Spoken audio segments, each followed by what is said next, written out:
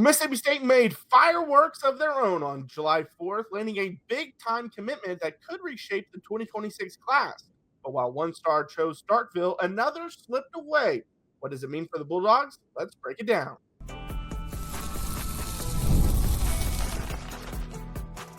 You are Locked On Mississippi State, your daily podcast on the Mississippi State Bulldogs, part of the Locked On Podcast Network, your team every day. Thanks for making Locked On Mississippi State your first listen every single day, part of the Locked On Podcast Network, your team every day.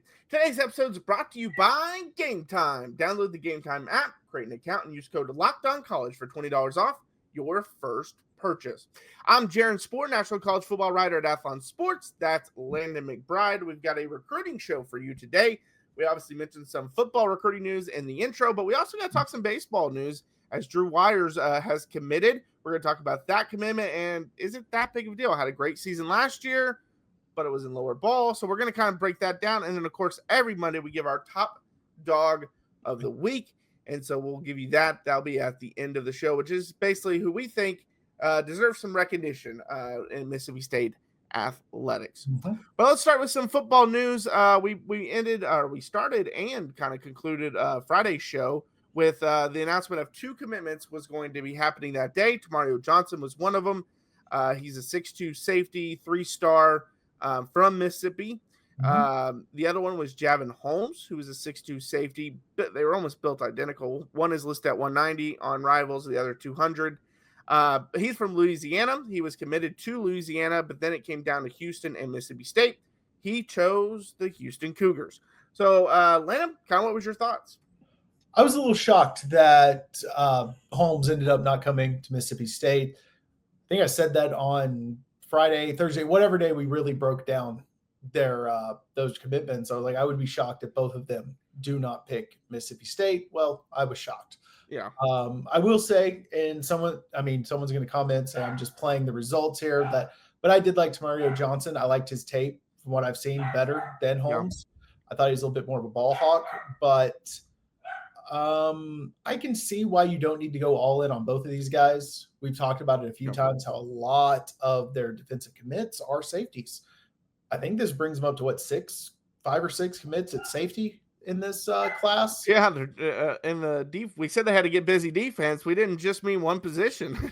No, I mean, you didn't necessarily need both of them. Depth is always great. I was shocked both didn't commit, but getting someone, I think Johnson's a guy who's going to probably play above what his initial star rating grade is on all these different sites. So, I'm excited about that, but it's a little weird that both of them didn't commit, in my opinion.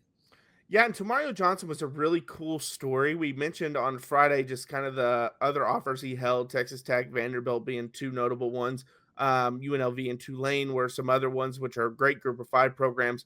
But Mississippi State was his first ever offer. And he said it meant a lot to him. He said, I said then whoever offered me first was going to have a special place in my heart. He said, I also know Coach Barnes knows a lot about football and is smart about the game. I learned a lot from him just on my official visit. I know we are rebuilding, but everyone is family there and everyone is on the same page. And him saying, I know we are rebuilding tells you right then that he's buying into the message, and the coaches aren't being hesitant on saying this is a rebuild. And we as fans know it. But sometimes coaches don't want to say that word because they just don't like talking about that kind of stuff because it kind of puts a negative connotation on the program. But it's cool to see that they're just open about it. We are rebuilding, and this is our plan, and we want you to be a part of it. And guys like Tomareo Johnson, right on board.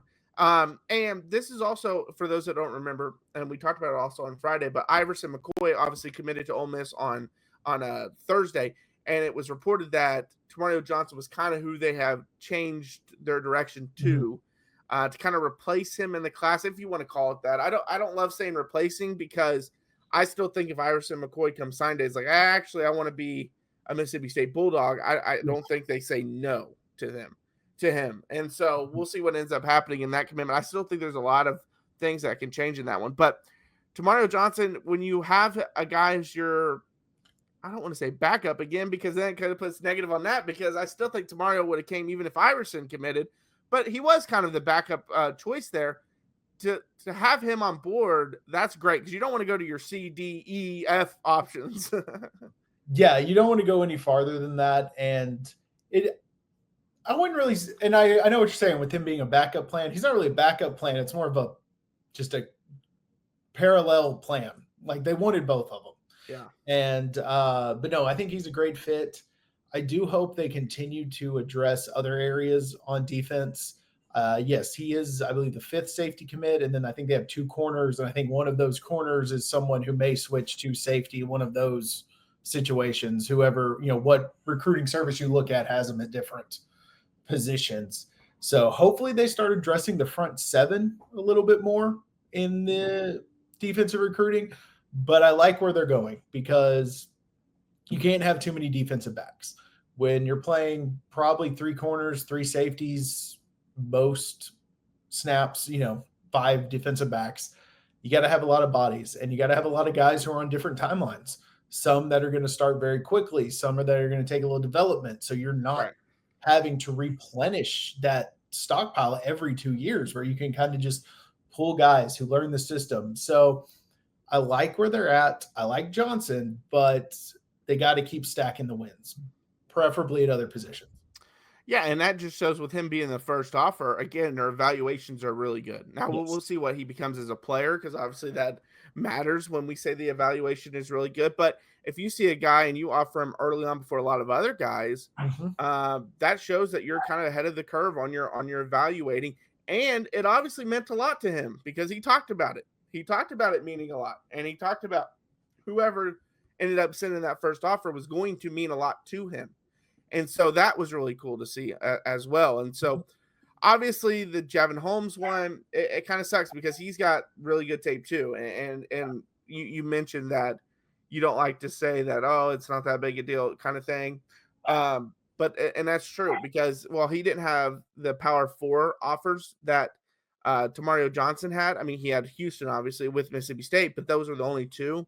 And Johnson had, quite a bit more as we listed off with Texas Tech and Vanderbilt, and then obviously some good group of 5 ones in Tulane and UNLV, and Javon Holmes had Memphis and Tulane as well. So it's not like he had bad group of 5 offers. But if you had to pick one or the other, and I'm not just saying this because of who committed, it would have been Tomareo Johnson, and that was something that I would have felt last week before we even know which way one was going. And we talked about it on Friday. That's kind of how the coaching staff felt because what we were reading was if Mississippi State pursued Javon Holmes and really pushed for it, he was going to be a Bulldog. But if they didn't, then he was going to go elsewhere. Well, this kind of tells us that they might have pushed hard and he still didn't commit. You never know. But this kind of tells us they probably didn't push hard, which tells you what they think is who they think is the better player. Yeah, given that information, you kind of see how they had their board stacked. They thought Tomareo Johnson was a better player, or at least more worth their investment, whether, both in recruiting and in terms of coaching staff. And what he said about knowing it's a rebuild, that means that is a guy who is bought in. And even if this season doesn't go great, like we've talked about it a lot, we're kind of expecting 4 to 5 wins. If you end up at 4 wins, this isn't a guy who's hitting the portal. This is a guy who understands what he signed up for and is here for the long haul. And hearing what he said also gives me more confidence in this coaching staff's message. Which we talked about all those guys they were bringing in. That means that message is strong. They're all rowing the same direction. That means once things start to show results on the field, this coaching staff can really recruit and really get things going. Yeah, and they really know how to get people to buy into what they're talking about, which is the biggest part in recruiting. And for them to buy into it, and Tomareo Johnson to buy into it after going 2-10, and it's probably a big part of it is them being open and honest, letting them know this is a rebuild. Like, we're not going to joke you and mess with you and say, hey, come here, we're going to go win 8 games next year. They know it's going to take some time, and some guys are like, hey, I don't want to do that. I want to go win right away, and I don't fault those guys either. No. I don't fault the guys that don't want to be a part of the rebuild, but the ones that want to be a part of a rebuild, they're more likely to stick around, like you mentioned. They're more likely to put, and I don't want to say that the other guys don't work hard because they do, but I'm saying they're more likely to put in some extra work to assist that rebuild, and then we'll see what ends up happening moving forward. But All right, we got to go from the field to the diamond because Mississippi State baseball got another big commitment on in the infield too. So we finally got another infielder. We'll talk about that. That's coming up next. Well, have you ever decided at the last minute to head to a ball game with friends or family? Maybe it's game day and you suddenly realize you want to be in the stands. That's exactly where Gametime comes in. It's the easiest way to grab last minute tickets without the stress. With the money you save on tickets, you can splurge on food, drinks, merch, or even invite a bigger group to come with you. Gametime makes it possible. Gametime makes buying tickets fast and simple. Prices on the app actually drop the closer you get to first pitch. Some of the other apps, they go up as you get closer to first pitch, and they've got incredible last minute deals, clear seat views, and a lowest price guarantee that takes the worry out of buying. My favorite is the clear seat views. I love getting that panoramic view, getting to look around, see exactly where your seats are. You're not surprised when you buy a ticket and you end up showing up. That is my favorite part, along with the prices going down if you decide last minute to jump on board. Take the guesswork out of buying tickets, everyone, with Gametime. Download the Gametime app, create an account, and use code LOCKEDONCollege for $20 off your first purchase. Terms apply. Again, create an account, redeem code LOCKEDONCOLLEGE for $20 off. Download the Gametime app today. Last minute tickets, lowest price, guaranteed. Well, thanks for making Locked On Mississippi State your first listen every single day, part of Locked On Podcast Network, your team every day. All right, so the Diamond Dogs also got another commitment. Drew, I assume it's Wyres, kind of like Myers. It's spelled like Myers, but with a W, so I'd assume it's Wyres. He plays third base, plays some shortstop. He was at Bryant last year, but he's played for a couple teams. Played for Manhattan, played for Stetson as well. So he's played for 3 different teams in 3 different years. The only time he's played for the same team was in Summer League. He played for Danbury twice. So he's kind of bouncing around. But Landon, what was your thoughts on the pickup? Obviously, a lot of experience. He's played 3 seasons, as I mentioned. So what's your thoughts? So everyone who's seen that this commitment came out, the note that was put on all of it was that he batted .407, which was great. And I dug into it a little bit, and honestly, I don't think he's a .407 hitter. No, I think he had a lot of luck last year because you look back, these are Summer League and his other full season stats. 207, 260, 253, 286, 237, then a 407. Yeah. That's and not saying people can't get better. Like they can get better, but you don't normally see 170 point jump in right. When you're right around the same average, you're more likely to be that guy than the other guy. I think he can be a very good player. He has experience at multiple positions. I was excited because one of my weaknesses on this team, I thought, was shortstop. Bit of a question mark. I mean, shortstop. He didn't really start playing shortstop the majority of the time until his junior season. The first 2 seasons, he was majority third baseman with a few games at second and short. Right. So my guess is he's kind of your utility infielder, that he's going to fill in at second, short, and third when you need a guy. That's kind of how I think he'll be used. And when you have someone has 1 year of just huge outlier batting average, like you can't count on that. I mean, first off, you're going massive step up in competition. So, I mean, even if he is a 400 hitter, he jumps up to SEC, you're kind of expecting something probably 340. Yeah. So, I mean, you're maybe talking a 280 hitter with not a ton of power. That's not a guy I'm really psyched about him joining the lineup. Like, I think he'd be a very useful player, but my expectations are a little down. Yeah, and I think you see the 407, people immediately think, okay, his contribution is going to be at bat. I think it's really going to be in the field. I mean, I hate that NCAA doesn't put out fielding percentage for the players, but his summer teams did. And again, take it with a grain of salt. It's summer, so it's not, the same competition, and you don't play as many games. But his first year at 19, he was 88.5, 84.2. Then he was 1,000. Then he was 97.6, 1,000, 1,000 again in 2024, 85.7, 90.2. So he's a really good fielder. His fielding percentage overall is really pretty good. And again, I wish it showed what he did at Bryant and then what he did at Manhattan and what he did at Stetson. So you have to, again, take it with a grain of salt. But I think that's kind of where he's going to bring his attributes to. And we'll see what he ends up becoming as a player, because even with the 407 batting average, which obviously helped the on base percentage go up to 52%. Before that, it was around 41% both years, 41.6, 41.7. So he's a guy that this last year just kind of broke out and hit with more power than he has in his whole career. Even if you count his summer leagues, he's hit 13 home runs. And then before this last year, he had 11. So he had 11 in 1 year, and he hit 13 in the other, 1, 2, 3, 4, 5 stops. So I just don't see the power being there like it's showed last year, especially in SEC play. He walks quite a bit, or at least a decent amount, 31 times in 2024, 26 times last year. But he also struck out quite a bit at Manhattan, had 39 strikeouts, actually had more strikeouts than walks that year and in 2023. It wasn't until 2025 that flipped finally for him. And so we'll see what ends up becoming as a player, but this is a big jump up, like you mentioned, like SEC compared to what Bryant was playing in last year, which was a conference that Landon and I at first hadn't even heard of, the American East Conference. Didn't know that was a thing. Didn't know it was a thing at all. No, and it's a really bad conference if you look at it. And Bryant didn't win the conference. So that also says something. Now, again, it's one player. He's not going to make all the difference, but still, they didn't win the conference. So that's not great either. But you hope he can be a guy that comes off the bench, is a great fielder for you, maybe can get on base here and there for you in a clutch. You pinch hit him in a clutch situation, something like that. That's kind of what I envision for him next season. Yeah, that's kind of what I think too. Now that I've, once you dig into his stats, the weird thing about his fielding percentage was he was primarily a third baseman before this last year.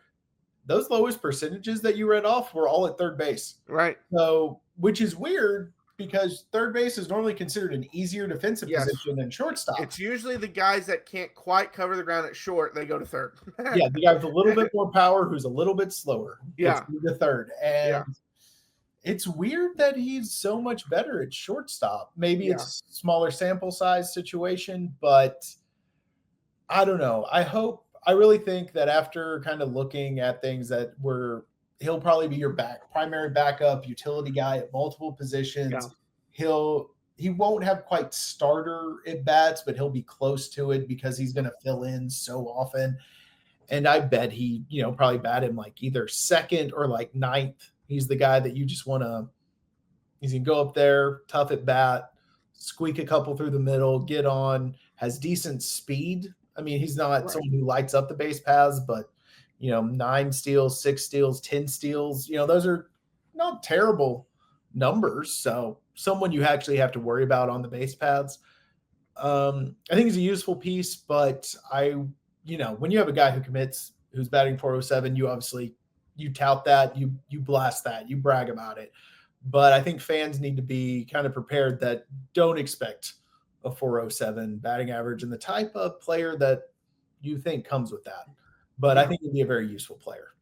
Yeah, he'll be useful. And these are the kind of guys you need on every team, too. Yeah. It's not like it's one of those things that we're kind of poo-pooing it. Like, you need these backup guys that can come in. And we've seen it countless times, especially in baseball, where a guy has to come off the bench in a pinch hit situation because someone's struggling, and he delivers a big hit, that carries that team to a win or whatever the case may be. And so baseball fans, we love our utility infielders, those guys you can count on. Some of my favorite players historically are those guys. So, I mean, right.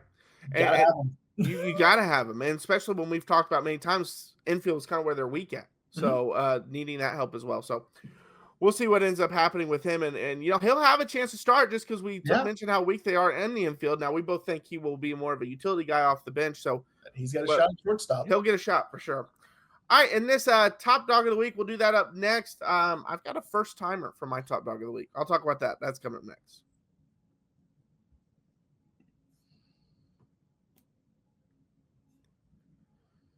Well, thanks for making Locked On Mississippi State your first listen every single day, part of Locked On Podcast Network, your team every day.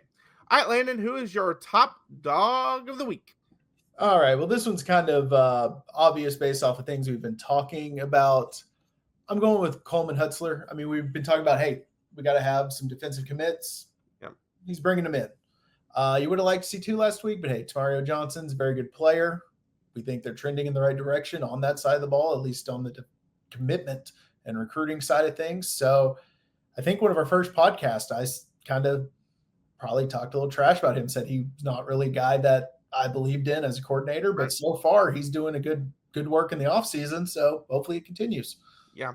We're both kind of on the same path, but I went with co-defense coordinator and safeties coach Matt Barnes, because there's now 4 safeties he's got committed in his class. Okay. We expect one, maybe 2 of them at least to be more of your hybrid, so your safety linebacker type position. But still, I'm assuming, because most teams do this, I haven't actually dove into it to see it for sure, but usually your safeties coach is the coach for that position, regardless if he's a safety linebacker hybrid. So I would assume that's how it will be at Mississippi State as well.